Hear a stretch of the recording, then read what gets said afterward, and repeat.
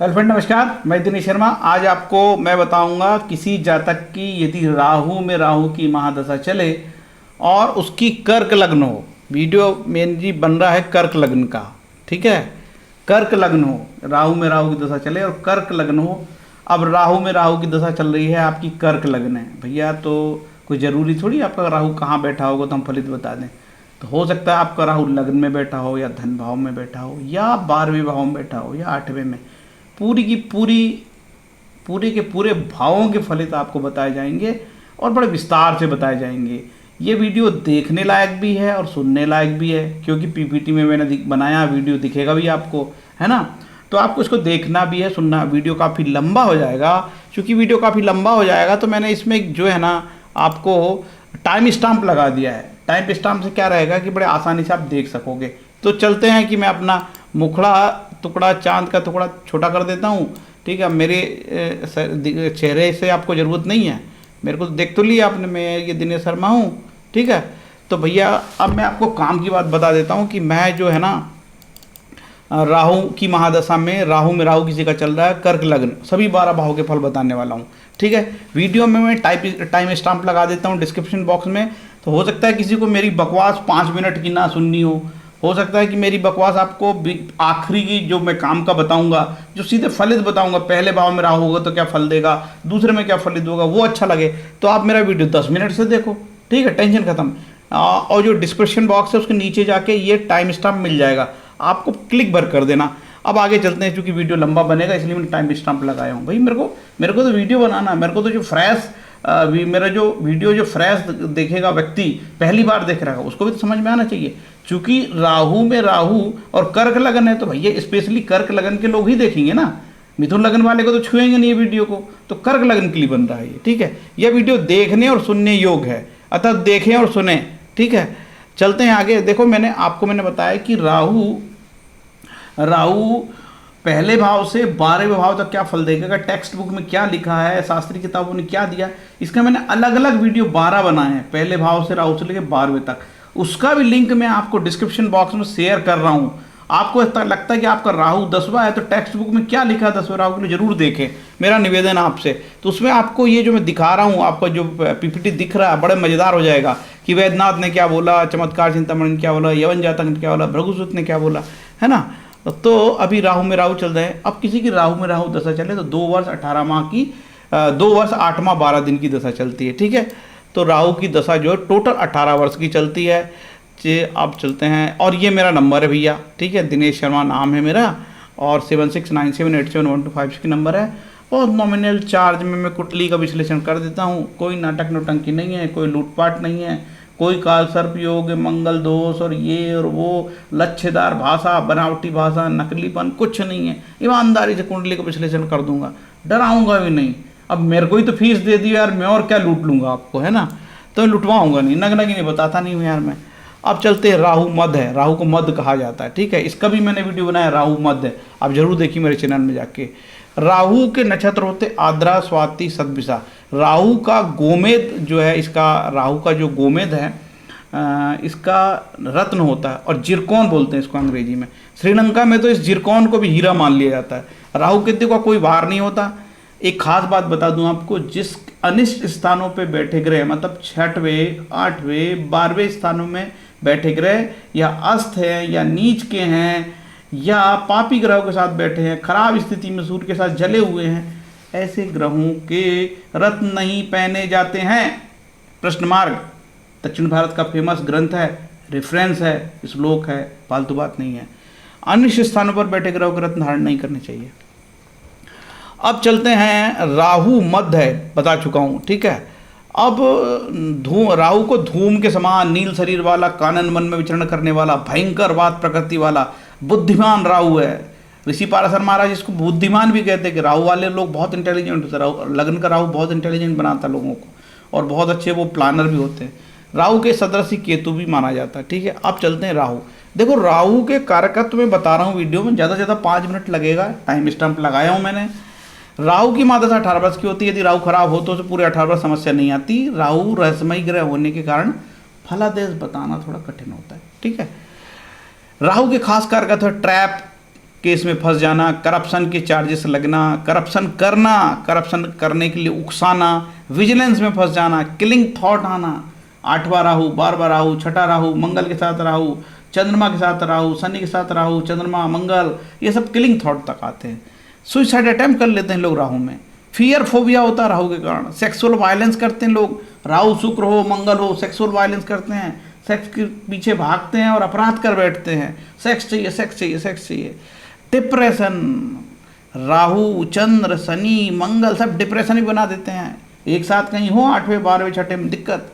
राहु के साथ शुक्र और मंगल हो तो ये सेक्सुअल वायलेंस करा देता है। राहु चंद्र शनि की युति, फियर फोबिया, डर पैदा होता है, मेरी नौकरी चली जाएगी, मेरा क्या होगा, मेरे कैरियर क्या होगा, मेरे बच्चे क्या होगा, मेरी पत्नी का क्या होगा, मेरी नौकरी का क्या होगा, मैं जेल तो नहीं चले जाऊंगा, दुनिया भर की बातें। फियर फोबिया, होता कुछ नहीं।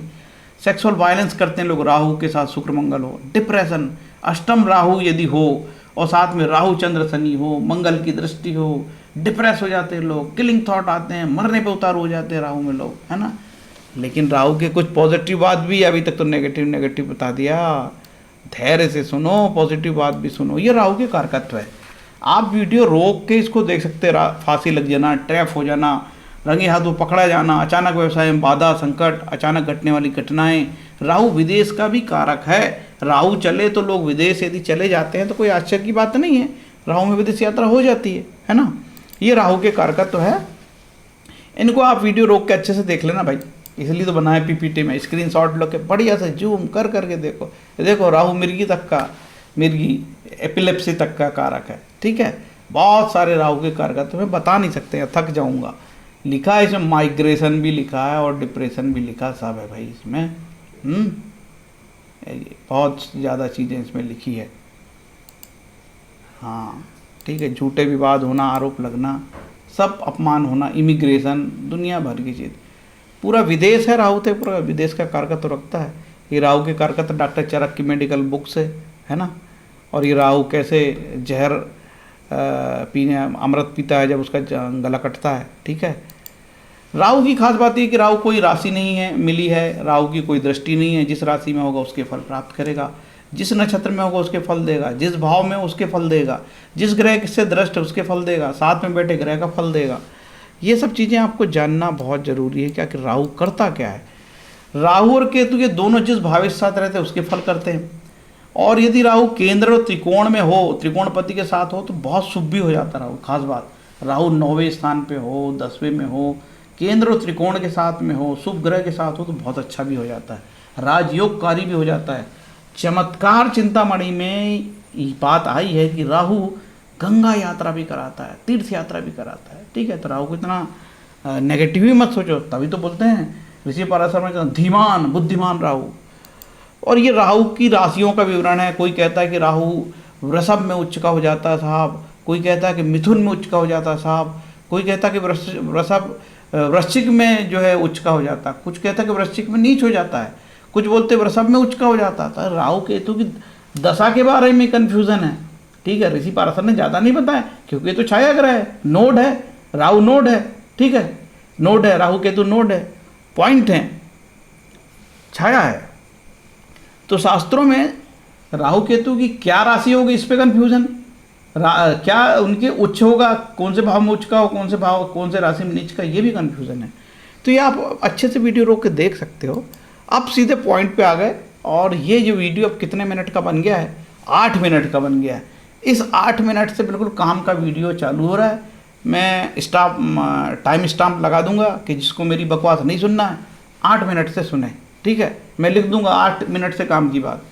कर्क लगन है आपकी और राहु बैठा लग्न में, 12वें तक बताऊंगा फल, धैर्य से सुनना पड़ेगा, हड़बड़ी ना करो। अब काम का वीडियो भैया है ना। राहु लग्न में बैठा है तो सिद्धांत ये है कि राहु लग्न में बैठा है तो किसके फल देगा, चंद्रमा के फल देगा। खोजो चंद्रमा कहाँ है। चंद्रमा यदि नीच का है पंचम में, ये 6ठे भाव में है, ये 8वें भाव में है और ये 12वें भाव में है चंद्रमा, समझ गए, तो खराब फल देगा। राहु लग्न में है तो चंद्रमा के फल देगा। अब राहु के साथ कौन कौन से ग्रह बैठे हैं उसके फल देगा, ठीक है। राहु के साथ के ऊपर शनि की दृष्टि है, मंगल की दृष्टि है, उसके अनुरूप फल देने लगेंगे। तो राहु किसके फल देंगे, राहु पहले तो लग्न के फल देंगे। लग्न मतलब पूरा व्यक्तित्व है, पूरा आप मानव का डेवलपमेंट है। लग्न से हर चीज का कारकत्व आता है।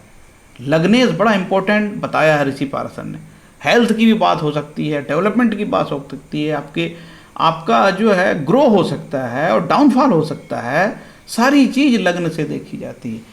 आपका व्यक्तित्व हाई, यदि लग्न का राहु आदमी को बहुत टेक्निकली बनाता है, टेक्निकली साउंड बनाता है। ऐसे लोग प्रोफेशनल होते हैं और बड़े कनिंग भी होते हैं, स्वार्थी भी होते हैं, बहुत जरूरत से ज़्यादा स्वार्थी होते हैं, चालाक होते हैं ऐसे लोग, और बहुत अच्छे प्लानर होते हैं। लग्न का राहु ये करा सकता है। अब ये देखा जाएगा इसकी जो डिपोजिटर है चंद्रमा कहाँ है, चंद्रमा नीच का तो और खराब होगा। ये लग्न का राहु बताया। अब देखते हैं दूसरे स्थान पर राहु बैठे साहब, तो ये मालिक हो गया सूर्य का। अब देखेंगे सूर्य कहाँ है। यदि सूर्य महाराज केंद्र त्रिकोण में है, ठीक है, यदि मात्र 10वां हो गए तो उच्च के हो गए, लग्न में भी अच्छे कहलाएंगे, यहाँ पे केंद्र में अच्छे कहलाएंगे, चौथे 7वें में भी अच्छे कहलाएंगे। और यदि महाराज ये 7वीं राशि में चले गए, कहाँ है 7वीं राशि, इनकी 7वीं राशि पड़ती है साहब ये चौथे भाव में, ये नीच के हो गए। चौथे भाव में यदि राहु है तो नीच के होगा तो अच्छे फल नहीं देंगे। और इसी तरीके से 5वें में अच्छे फल देंगे, 9वें में अच्छे फल देंगे। लेकिन ये 6वां, 8वां और ये 12वें स्थान पे यदि सूर्य होंगे तो खराब फल देंगे, ऐसा आपको जानना। तो राहु क्या करेगा, धन स्थान का राहु आपका धन, दूसरे स्थान के कारक वाणी, पूरा धन, संचित धन, धन कमाने की इच्छा, लिप्सा। राहु कई बार गलत तरीके से धन कमाने की इच्छा को भी डेवलपमेंट कर देता है। अब वाणी दोष हो सकता है, कुटुंब में कोई वाद विवाद हो सकता है, कुटुंब में कोई अच्छी बात हो सकती है, थोड़ा सूर्य के ऊपर है। हो सकता है गुरु जैसे शुभ ग्रह की दृष्टि हो, मंगल की दृष्टि हो, कहीं शुभ मंगल की दृष्टि हो, तो ऐसा भी होता है ना। तो बिना कुंडली के नहीं दिखाया जाता। तो राहु दूसरे भाव में आपको धन की आर्थिक हानि करा सकता है या अचानक लाभ कर सकता है। राहु का काम है अचानक, तो अचानक लाभ भी करा सकता है, ठीक है।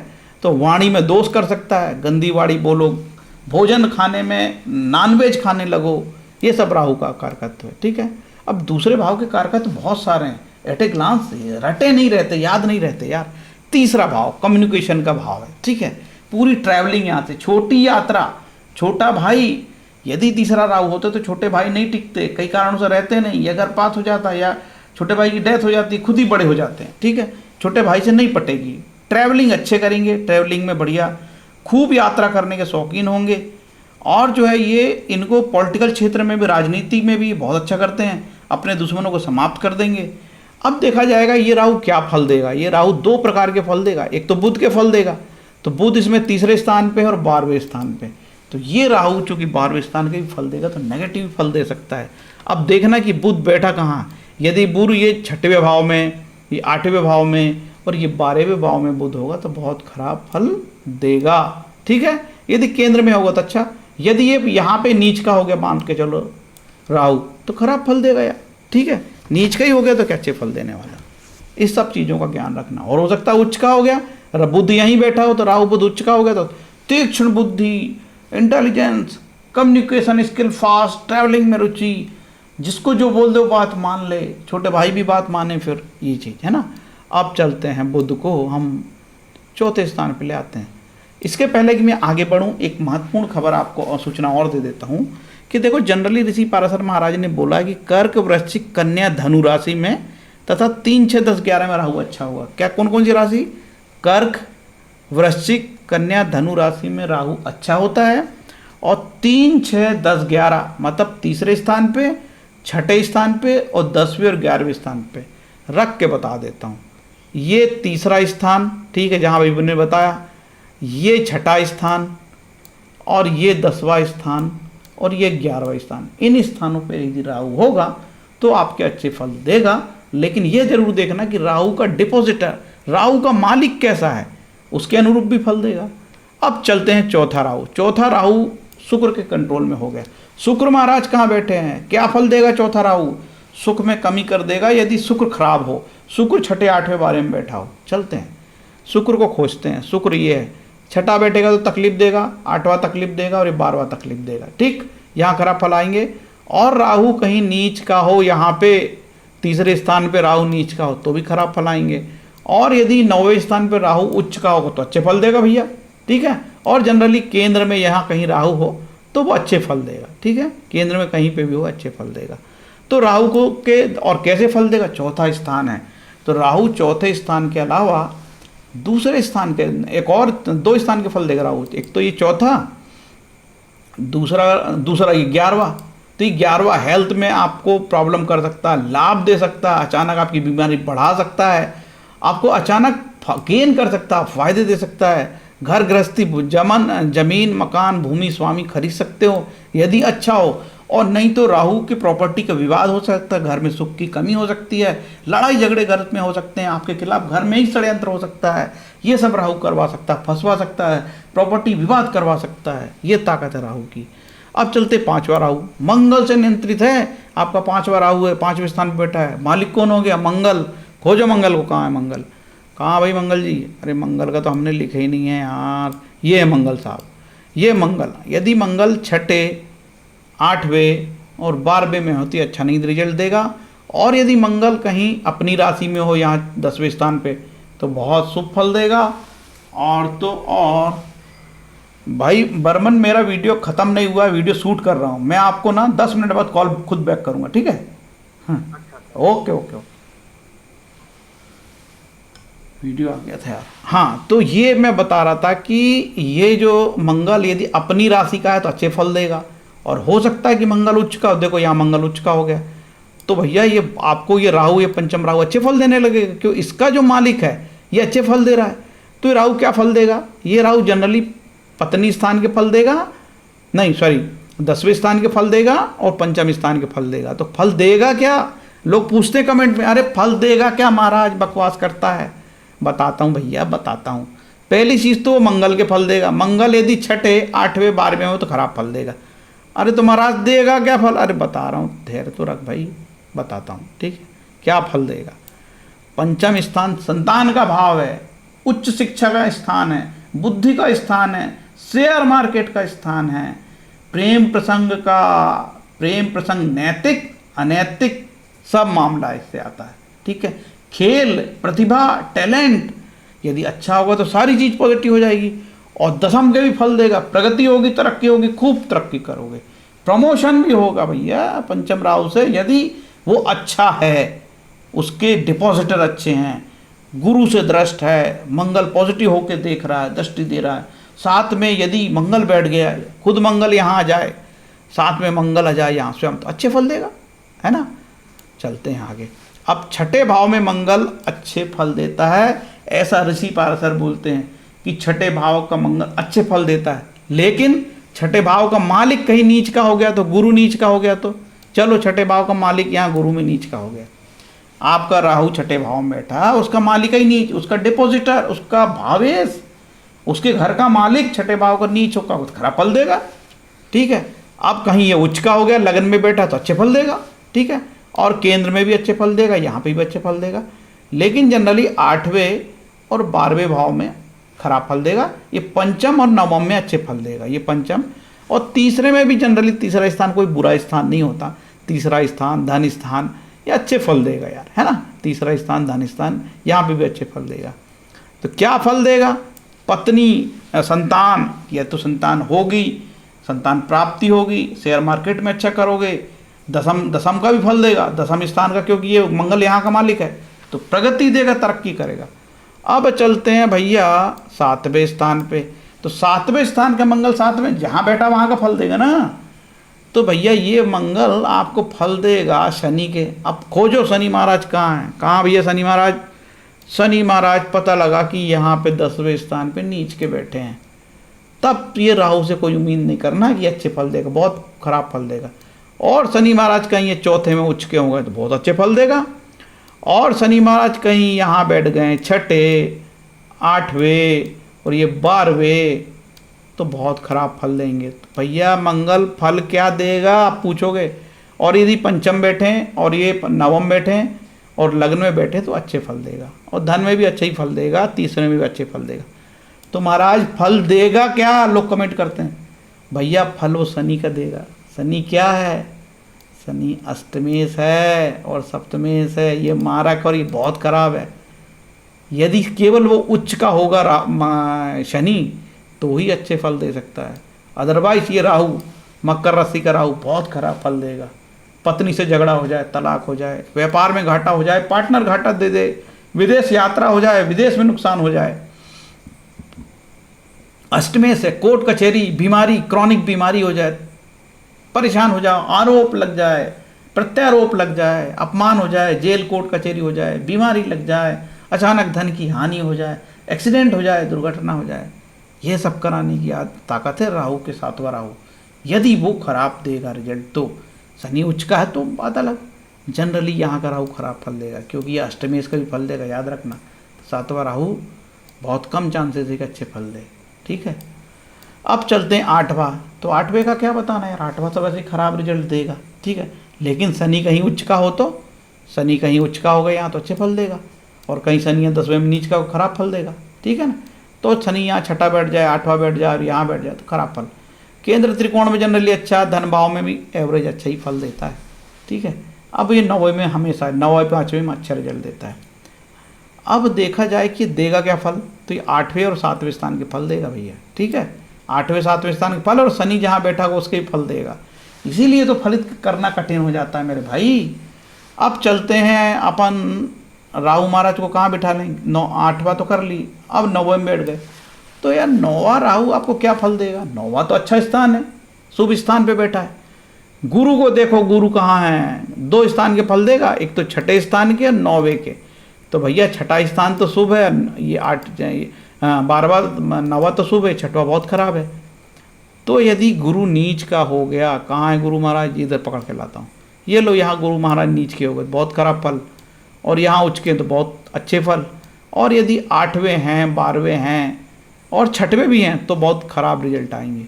और यदि धन स्थान पे हैं, तीसरे स्थान पे हैं, और ये पंचम में है, 9वें में है, तो अच्छे रिजल्ट आएंगे, ठीक है।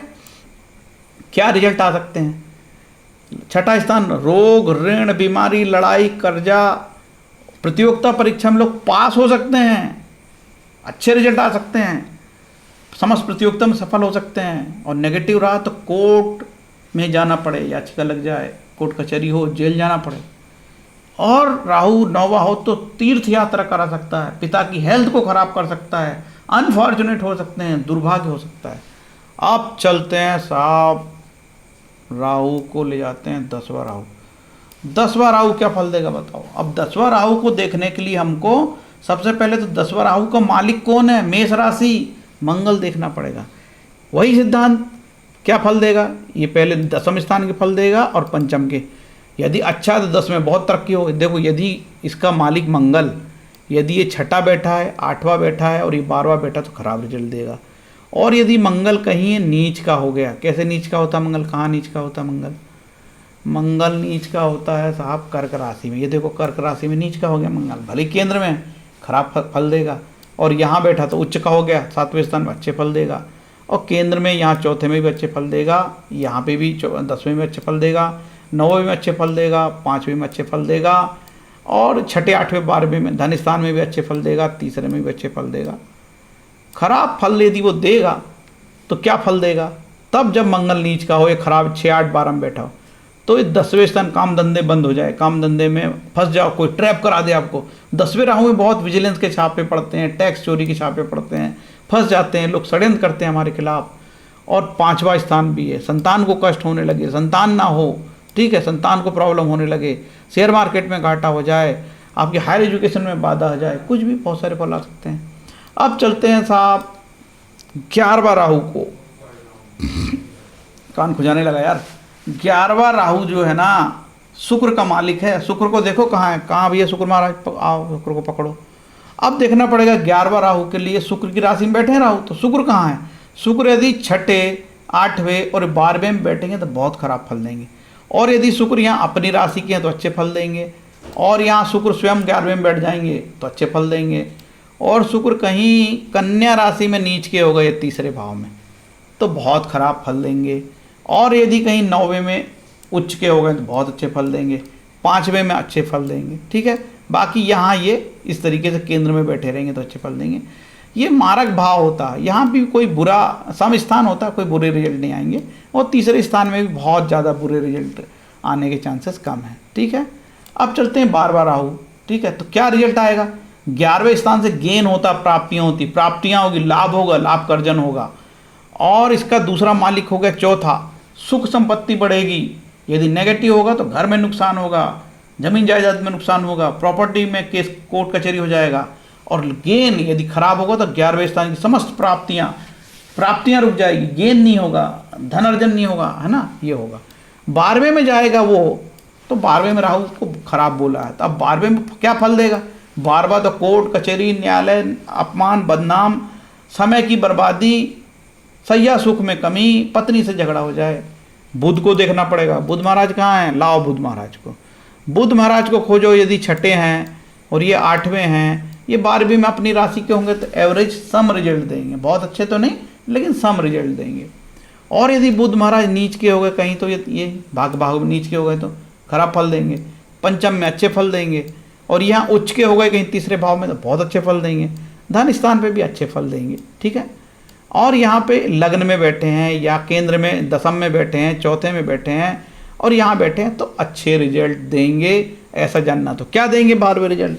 12वें भाव में यदि राहु हो तो एक तो 12वां राहु, यदि बुध बहुत अच्छा हो, शुभ ग्रह की दृष्टि हो तो विदेश यात्रा करा दे, और नहीं तो जेल, कोर्ट कचहरी, सैया से बीवी से झगड़ा, आरोप, कोर्ट कचहरी, जेल, पैसे की बर्बादी, आर्थिक नुकसानी, सब नेगेटिव बात हो सकती है। तो भैया वीडियो बहुत बड़ा बन गया, माफ़ कर देना, गलती हो गई यार, अब गलती ऐसी नहीं करूँगा दोबारा, बहुत गलती हो गई। तो ये वीडियो बनाना पड़ा और समझाना पड़ा। देखो यूट्यूब के इतिहास में ऐसा हमारे जैसे लंबरदार चूतिया आदमी 1 ही 2 लोग मिलेंगे जो उल्टा सीधा बताते हैं, ठीक है, मतलब मेहनत से बताते हैं। तो ये लंबा वीडियो था लेकिन समझाया हूँ यार मैंने, एक से लगन से लेके 12वें तक का समझाया। यदि आपको अच्छा लगे तो तारीफ करना, और नहीं तो गाली देने में आप स्वतंत्र हो, जो भी गाली लिखना चाहते हो, माँ की, बहन की, दे सकते हो, ठीक है। और अच्छा लगे तो मुझे तारीफ करना, कमेंट लिखना, ठीक है। ये मैंने एक लगाया है कि ईश्वरी प्रार्थना करने से कोई भी ग्रह की दशा हो सब ठीक होगी। बदमाश एस्ट्रोलॉजर कभी नहीं बताता कि ईश्वर की भक्ति से ग्रह शांति, वो आपको नगीना बताएगा, वो लूटेगा आपको, ठीक है। दान, जप, विष्णु सहस्त्रनाम, शिव सहस्त्रनाम, महामृत्युंजय मंत्र जप, गुरु प्रदत्त मंत्र स्वाध्याय, ये सब करो, हनुमान चालीसा, भागवत पाठ, सुंदरकांड, खूब तरक्की होगी, सब ग्रह शांत होंगे जी, कोई पैसा नहीं लगेगा। राम रक्षा स्वरूप, विष्णु सहस्त्रनाम, शिव सहस्त्रनाम, दुर्गा सप्तशती पाठ, सतचंडी पाठ, 100 बार पाठ, अरे भैया 11 ही बार कर ले, अपने मुंह से कर ले, ग्रह शांति होगी, बिना पैसे की ग्रह शांति होगी। तो भैया ये मेरा वीडियो था, काफ़ी लंबा बन गया है। और तो और राहु में राहु चले तो ऋषि पाराशर ने बोले कि राहु में राहु चले तो राहु आराधना, ओम रावे नमः, दुर्गा सप्तशती का पाठ जप करना तो सब शांति हो, ठीक है। वीडियो लंबा हुआ है उसके लिए मैं क्षमा प्रार्थी हूँ, मेरे पास कोई विकल्प नहीं था तो मैंने ऐसे कर दिया, ठीक है। अब मैं वीडियो को विराम देता हूँ, अपनी बात को यहाँ ख़त्म करता हूँ। तो ये राहु की महादशा का वीडियो बना, राहु में राहु, कर्क लगन। इसके बाद जो मेरा वीडियो आ रहा है वो आएगा सिंह लगन का। सिंह लगन का भी ऐसे ही पूरी मैं स्टोरी बताऊंगा आपको, उम्मीद है अच्छा लगेगा। यदि अच्छा लगे तो लिखो, कुछ बोलो यार, है ना, गूंगने जैसे मत रहो, गूंगो बिल्कुल।